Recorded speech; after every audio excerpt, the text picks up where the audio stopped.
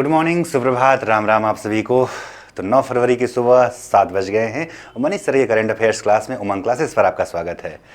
तो शुरू करते हैं आज के वो 10 सवाल जो आपकी परीक्षा को आसान बनाएंगे। हमारे साथ बने रहिए और अगले 10 सवालों के लिए कुछ मिनट तक, बहुत ज़्यादा नहीं, मुश्किल से 12 से 15 मिनट हमारे साथ बने रहिए, जिससे कि आपकी तैयारी को आसान बनाया जा सके। मेहनत करते रहना है तब तक, इसीलिए कहा गया है कि जब थक जाओ तो आराम कर लेना, परंतु कभी हार नहीं मानना है। ठीक है, थक जाओ तो आराम कर लेना, परंतु कभी हार नहीं मानना है। इसी को टैगलाइन बनाकर, ठीक है, आप परीक्षा की तैयारी में लगे रहिए, सफलता निश्चित तौर पे मिलेगी। चलिए जरा देखते हैं कि आज का पहला सवाल क्या है। कह रहा है कि मिलानो कोर्टिनो 2026, ठीक, मिलानो कोर्टिनो 2026, ठीक, शीतकालीन ओलंपिक के लिए मसाल वाहक किसको चुना गया है। ठीक है, तो पहली बात कि मिलानो कार्टिनो 2026 की बात कराई है क्या, तो ये दो शहर हैं। कौन से देश के, तो ये दो शहर हैं किस देश के, इटली के। किस देश के हैं, इटली के हैं। ठीक है, इस बात को ध्यान देंगे। ये कहां के दो शहर हैं, तो इटली के दो शहर हैं। ठीक है, इटली के दो शहर हैं जहां पर इस बार दो शहरों में आयोजित होगा कौन सा, शीतकालीन ओलंपिक 2026। इस बात को दिमाग में रखेंगे कि दो ओलंपिक के बीच में शीतकालीन ओलंपिक होता है। शीतकालीन ओलंपिक की शुरुआत 1924 में हुई थी और कहां पर पहली बार हुआ, फ्रांस में हुआ। और अगली बार यानी कि 2030 में भी ये किस देश में होगा, तो फ्रांस में होगा। किस देश में होगा, फ्रांस में होगा। इस बात को समझेंगे।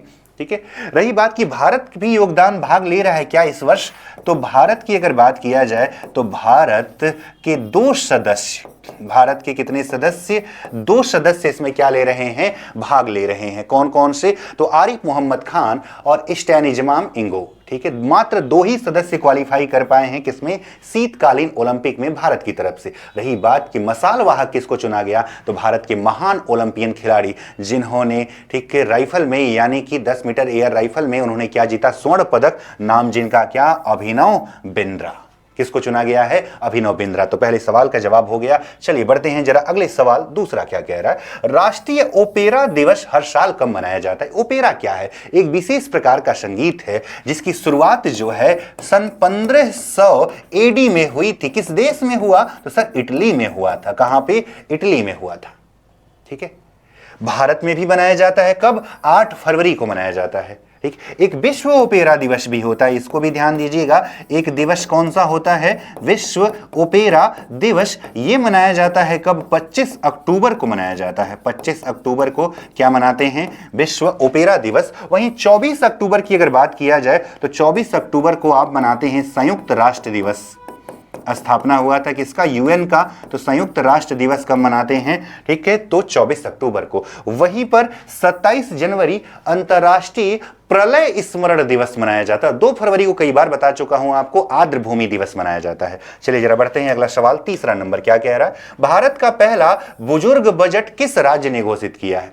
कौन से बजट की बात कर रहा है, बुजुर्ग बजट। यानी कि अपने बजट का एक बड़ा हिस्सा किसको समर्पित किया, वरिष्ठ नागरिकों के लिए। यानी किसके लिए, वरिष्ठ नागरिकों के लिए। वरिष्ठ नागरिकों के लिए समर्पित बजट इसे कहा जा रहा है। तो केरल राज्य ने, कौन सा राज्य, केरल राज्य ने अपने कुल बजट का लगभग 19% किसको समर्पित किया है, वरिष्ठ नागरिकों को। जिसमें इस वर्ष जो है एक कुल बजट का, ठीक, 46,236 करोड़ लगभग, ठीक, लगभग 46,236 करोड़ रुपया कुल बजट का, ठीक, वरिष्ठ नागरिकों को। और इसमें से भी 68% पेंशन की बात क्या है कि केरल भारत में सबसे तेजी से बढ़ने वाले, ठीक है, वृद्धों में यानी कि 2011 से अब तक यहां 47% वृद्ध आबादी की क्या हो चुकी है, वृद्धि हो चुका है। किस राज्य में, केरल में। तो जवाब हो गया थर्ड का, बी वाला, केरल।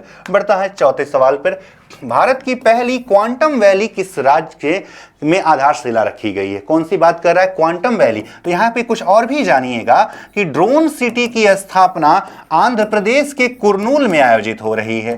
ठीक है, कुर्नूल में बनाया जा रहा है ड्रोन सिटी। ठीक, इसी प्रकार से ठीक है, अगर बात किया जाए एआईसीटी कहां बनाया जा रहा है, तो उत्तर प्रदेश की राजधानी लखनऊ में क्या बनाई जा रही है, एआईसीटी। ठीक, सिलिकॉन वैली तो आप जान ही रहे होंगे कि भारत की सिलिकॉन वैली हम किसको कहते हैं, तो भारत की सिलिकॉन वैली हम कहते हैं बेंगलुरु को। किसको कहते हैं, बेंगलुरु को कहा जाता है। उसी प्रकार से क्वांटम वैली कहां विकसित हो रही, तो आंध्र प्रदेश की राजधानी अमरावती में। आंध्र प्रदेश की आधुनिक राजधानी अमरावती में भारत का अत्याधुनिक क्वांटम वैली विकसित किया जा रहा है। तो जवाब हो गया क्या, अमरावती। ठीक है, बहुत तेजी से विकास कर रहा है आंध्र प्रदेश, क्योंकि जब से तेलंगाना यानी विशेष तौर पे हैदराबाद अलग हो गया था, तो तेलंगाना को तकनीकी क्षेत्र में आगे बढ़ने के लिए बहुत मेहनत की जरूरत थी। सरकारों ने सहयोग किया और तेजी से आगे बढ़ रहा है मुख्यमंत्री नारा चंद्रबाबू नायडू के नेतृत्व में। चलिए आगे बढ़ा जाए। बीमा कानून संशोधन अधिनियम 2025 बीमा क्षेत्र में कितने एफडीआई की अनुमति देता है। पहली बात जाने कि यह बीमा कानून पहली बार कब आया था, तो 1938 में आया था। ठीक, 2015 में भी इसमें संशोधन हो चुका है। ठीक है, और 2025 में भी संशोधन हुआ, और 25 का संशोधन कहता है कि बीमा क्षेत्र में कितना परसेंट एफडीआई, 100% एफडीआई, क्योंकि लक्ष्य है 2047 तक सभी के लिए बीमा। इसी लक्ष्य को हासिल करने के लिए ये भारत सरकार द्वारा किया गया बदलाव है कि अब 100% एफडीआई। वैसे आप जान ही रहे होंगे कि रक्षा क्षेत्र में भी कितना एफडीआई हो गया, 100% एफडीआई हो गया। वहीं शांति विधेयक के माध्यम से परमाणु क्षेत्र में भी 49% क्या हो गया, ठीक है, एफडीआई हो चुका है। ठीक है, एफडीआई क्या होता है, फॉरेन डायरेक्ट इन्वेस्टमेंट, प्रत्यक्ष विदेशी निवेश की बात की जाती है। तो इसका जवाब हो जाएगा कितना परसेंट, 100%। बाकी आप जानते हैं कल ही चर्चा किया गया था, IRDAI के अध्यक्ष कौन है, तो अजय सेठ हैं। ठीक है, इन बीमा रेगुलेटरी के वर्तमान अध्यक्ष अजय सेठ जी हैं। अगला, भारतीय नौसेना की पहली 2 मानव निर्मित सतही नौकाएं, यानी कि भारत में ठीक है डिफेंस से जुड़ी हुई अब निजी कंपनियां, वैसे अभी तक कुछ बड़ी कंपनियां, जैसे आपने नाम सुना हो लार्सन एंड टुब्रो का या भारत डायनेमिक्स का नाम सुना होगा, इसी में एक और कंपनी आई, कौन सी, सागर डिफेंस इंजीनियरिंग प्राइवेट लिमिटेड, जिसने 2 मानव निर्मित सतही नौकाएं बनाई हैं जो मानव रहित होंगी, यानी बिना मानवों के काम करेंगे। समुद्र के अंदर, ठीक, समुद्र के अंदर सुरंगों और बारूदों का क्या लगाएंगी, पता लगाएंगी। ठीक है, साथ ही साथ गश्त करने के भी काम में आएंगी, यानी बारूदी सुरंगों का पता लगाएंगी और झुंड में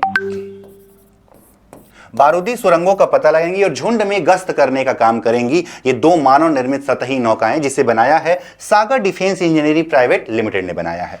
अगला सवाल देखते हैं, 7वां नंबर। भारतीय अभियान के लिए रवाना किया गया माउंट एकाकांगुआ किस देश में स्थित है। माउंट एकाकांगुआ एक ज्वालामुखी चोटी है। ठीक, एक कैसी चोटी है, ज्वालामुखी चोटी है। किस प्रकार की ज्वालामुखी है, तो मृत ज्वालामुखी है। कैसी मृत है, जो कि है किस देश में पूछा है, चिली, अर्जेंटीना, पेरू या बोलीविया में। ठीक है, तो जवाब क्या हो जाएगा, चिली की, अर्जेंटीना की, पेरू की, बोलीविया। तो इसका उत्तर जरा ठीक देखते हैं क्या हो सकता है कि माउंट एकाकांगुआ, आप यह भी जानेंगे कि दक्षिण अमेरिका की, कहां की, दक्षिण अमेरिका की सबसे ऊंची चोटी है। दक्षिण अमेरिका की सबसे ऊंची चोटी है। दक्षिण अमेरिका की सबसे ऊंची चोटी कौन सी है, तो इसका जवाब है क्या आपका, माउंट एकाकांगुआ। क्या है जवाब, माउंट एकाकांगुआ। पूछा है देश कि माउंट एकाकांगुआ कौन से राज्य में स्थित, कौन से देश में है। चिली, चिली जिसकी राजधानी सैंटियागो होती है। अर्जेंटीना जिसकी राजधानी ब्यूनस आयर्स होती है। आपको जवाब क्या बताना है कि कौन से देश में क्या है, स्थित है। तो आप जानते हैं कि एक देश जहां के एक महान खिलाड़ी फुटबॉल का आपने नाम सुना होगा, लियोन मेसी, उसी देश में है ये ज्वालामुखी, मतलब अर्जेंटीना, जिसकी राजधानी ब्यूनस आयर्स होती है। क्या होती है, ब्यूनस आयर्स होती है। अर्जेंटीना का नाम आया है तो यह भी जाना जाए कि अर्जेंटीना के घास के मैदान को क्या कहा जाता है, ठीक है, तो पंपास कहा जाता है। कंपास बोलते हैं ब्राजील में और पंपास कहां बोलते हैं, तो अर्जेंटीना में। ठीक है, अगले सवाल की तरफ बढ़ते हैं।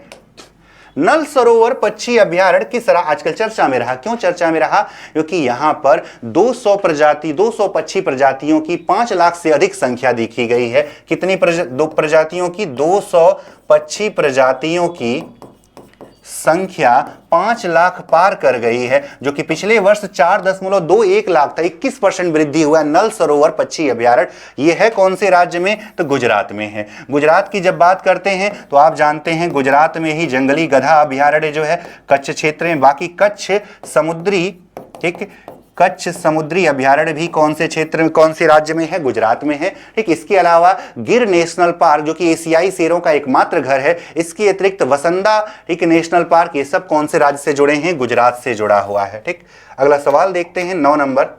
हाल ही में खबरों में छाए रहे एल चिचोन ज्वालामुखी, किसकी बात कर रहे हैं? एल चिचोन ज्वालामुखी की बात की जा रही है, जिसको चिचोनल भी कहा जाता है, चिंचोनल भी कहा जाता है। कौन से देश में स्थित है?